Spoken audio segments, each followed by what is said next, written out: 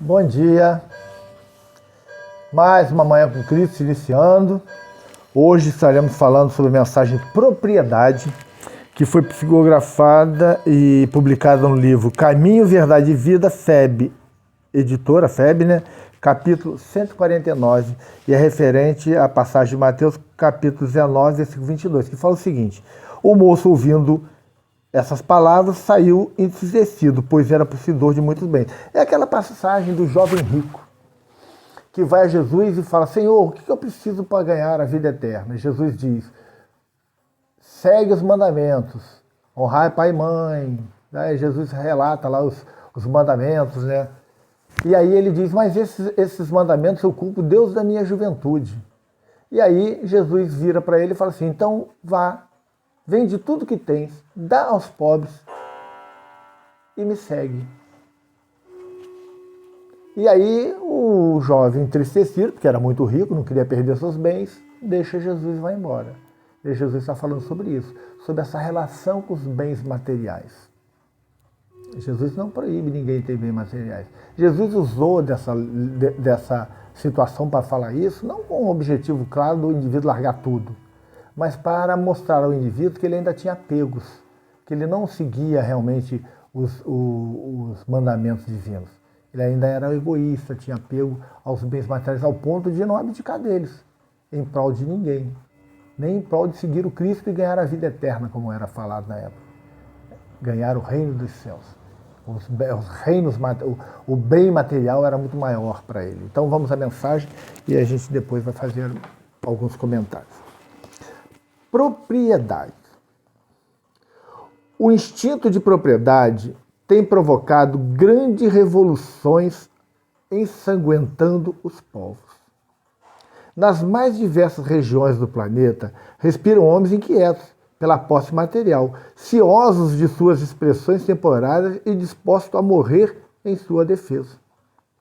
Isso demonstra que o homem ainda não aprendeu a possuir.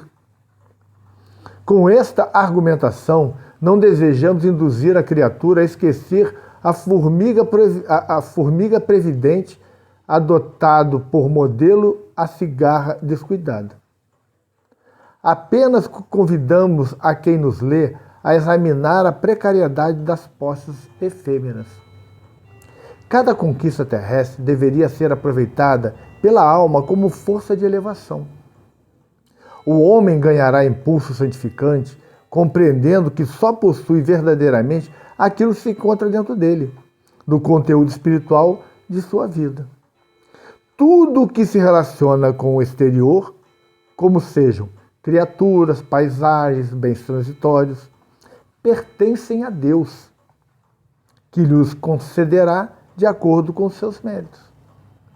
Essa realidade sentida e vivida constitui brilhante luz no caminho, ensinando ao discípulo a sublime lei do uso, para que a propriedade não represente fonte de inquietações e tristezas, como aconteceu ao jovem do ensinamento de Jesus. Como está a nossa relação com os bens materiais?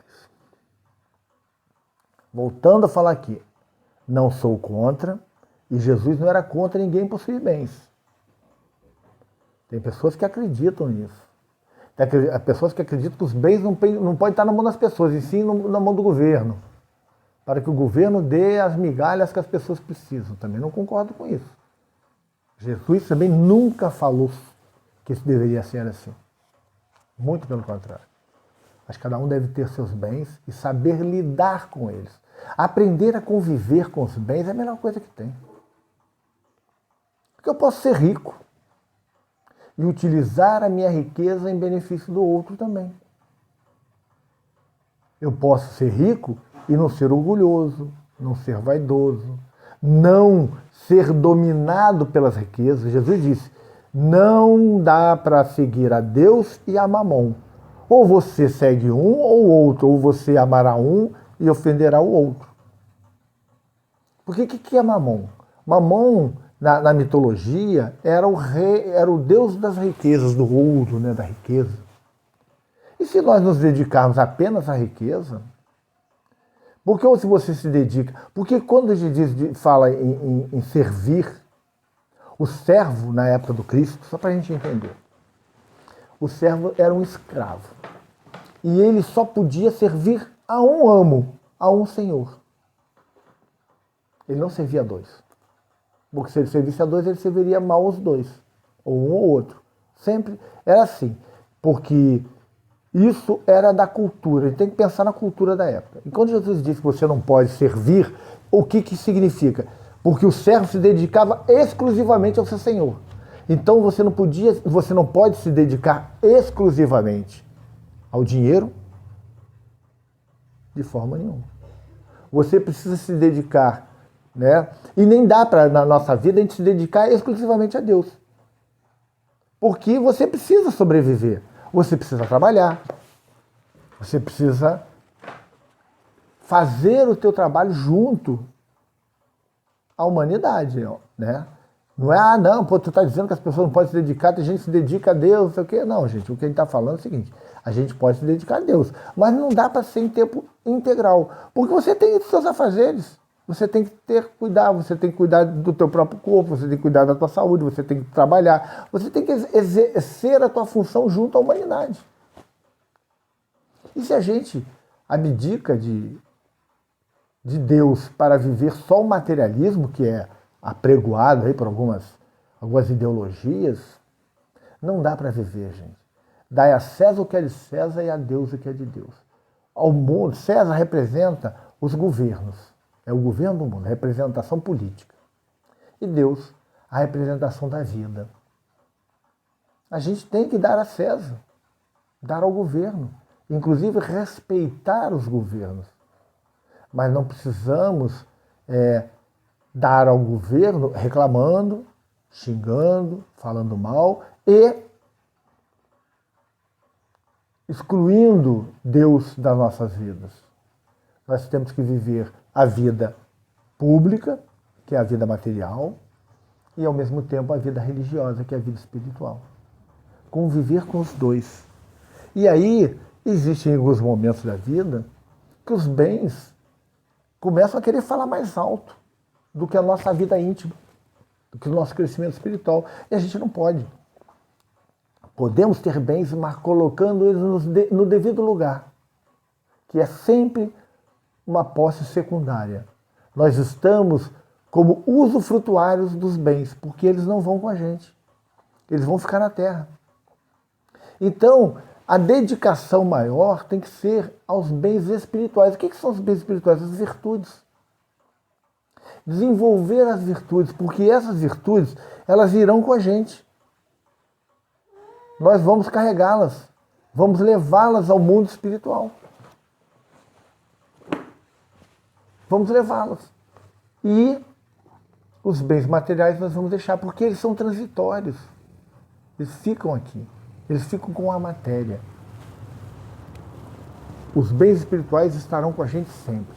Jesus botou à prova aquele jovem que está se dizendo que seguia todos os mandamentos. E aí quando Jesus coloca ele à prova, ele sucumbe, porque ele não tinha estrutura para seguir aquilo. Ele ainda não estava pronto para seguir o Cristo, porque a vida espiritual para ele era muito importante. E a gente tem que ter muito cuidado com isso. Temos que saber dividir as coisas. Então, vamos fazer a nossa prece com o auxílio aqui do meu amigo Noah, que é Noé, né? Que é o meu gato predileto aqui, meu amigo, companheiro, está aqui. A gente tem que respeitar os animais. Tá? Já estou vendo aqui, tem um cachorrinho aqui no chão também, que é o Johnny. E a gente tem que seguir a nossa vida com amor, com tranquilidade. Então vamos lá, vamos fazer a nossa prece. Vamos lá, vamos fazer a prece. Pai nosso que estais nos céus, santificado seja o vosso nome. Venha a nós o vosso reino. Seja feita a vossa vontade, assim na terra como nos céus. O pão nosso de cada dia nos dai hoje. Perdoai as nossas ofensas, assim como nós perdoamos a quem nos tem ofendido. Não nos deixeis cair em tentação, mas livrai-nos do mal. Amém. Se você chegou até aqui, se gostou da nossa reflexão, Dê seu like, faça seu comentário, dê seu bom dia. Compartilhe, nos ajude a fazer o canal crescer, a levar essa mensagem, essa reflexão a mais pessoas. Quanto mais pessoas inscritas, quanto mais pessoas comentando, quanto mais likes, mais o YouTube oferece esse conteúdo para outras pessoas e a gente vai propagando aí a mensagem do Cristo à luz da doutrina espírita.